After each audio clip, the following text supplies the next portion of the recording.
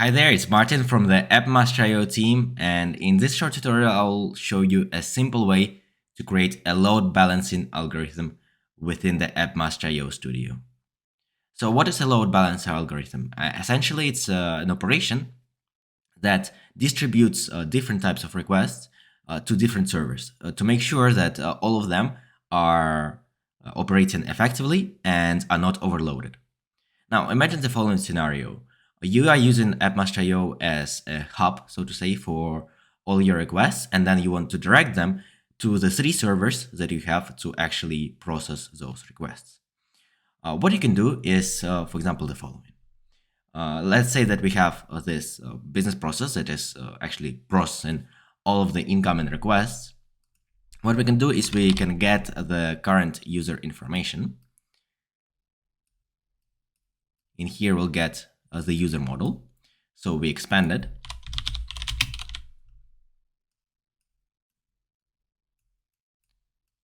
And based on the ID of this user, we will distribute the request to one server or another. So let's see how we can do that with a modulo operation.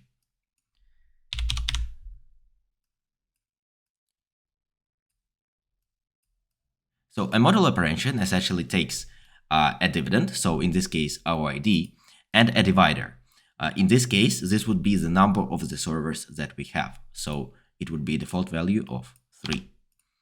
Now, when we divide the ID by the divider, we'll get a whole number, right? So that will be the result, and we'll also get the remainder. So for example, if we are dividing the 4 by 3, in the result we will have 1, right? So there is 1 full 3 in 4, and then the remainder as well will be 1 that is left from the operation. Great. In this case, what we can use is the remainder using the switch statement to actually direct our request to different servers. So let's do that. So in this operation, really the remainders that we can get are either 0, 1, or 2. So let's create cases for all of them.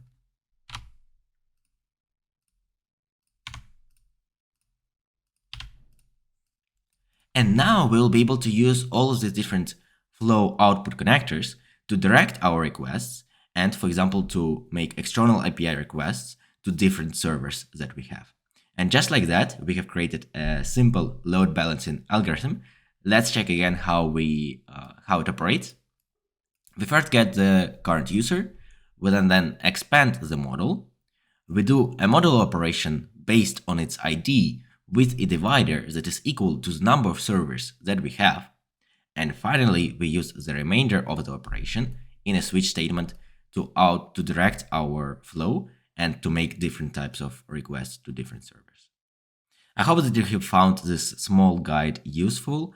If you'd like to know more, head over to our documentation section on the website or chat directly with our team in the Telegram community. Have a nice day.